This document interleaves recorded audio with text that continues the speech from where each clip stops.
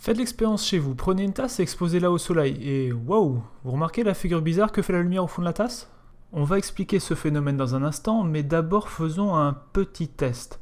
Penchez la tête sur la droite et regardez attentivement la figure. Que voyez-vous? Intéressant. Bref, pour comprendre ce qu'il se passe, il faut connaître une propriété de la lumière.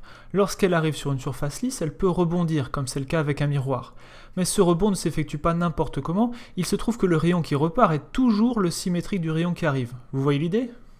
C'est la même symétrie que l'on retrouve dans les planches du fameux test de Rorschach.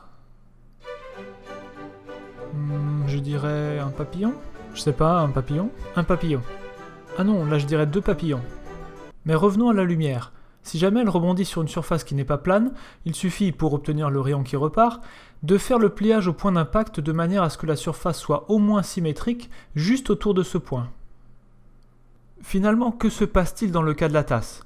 Bon là j'ai fait une demi-tasse vue de dessus parce que j'ai du mal à dessiner en 3 dimensions. Comme le soleil est vraiment très éloigné, les rayons de lumière qui arrivent sur la paroi de la tasse sont quasiment parallèles. Je fais rebondir chacun de ces rayons en utilisant la méthode précédente pour les surfaces courbes. Tiens, c'est bizarre, je m'aperçois que tous les pliages que je fais se rencontrent en un même point. Attendez, ce serait pas le centre du cercle? Oui, c'est normal, parce que ce sont en fait les rayons du cercle qui servent à faire la symétrie à chaque point d'impact. Vous aussi, vous commencez à voir la figure que formait la lumière au début de la vidéo? Pas mal, non? Cette courbe en mathématiques porte le joli nom de néphroïde, ce qui signifie en forme de rein.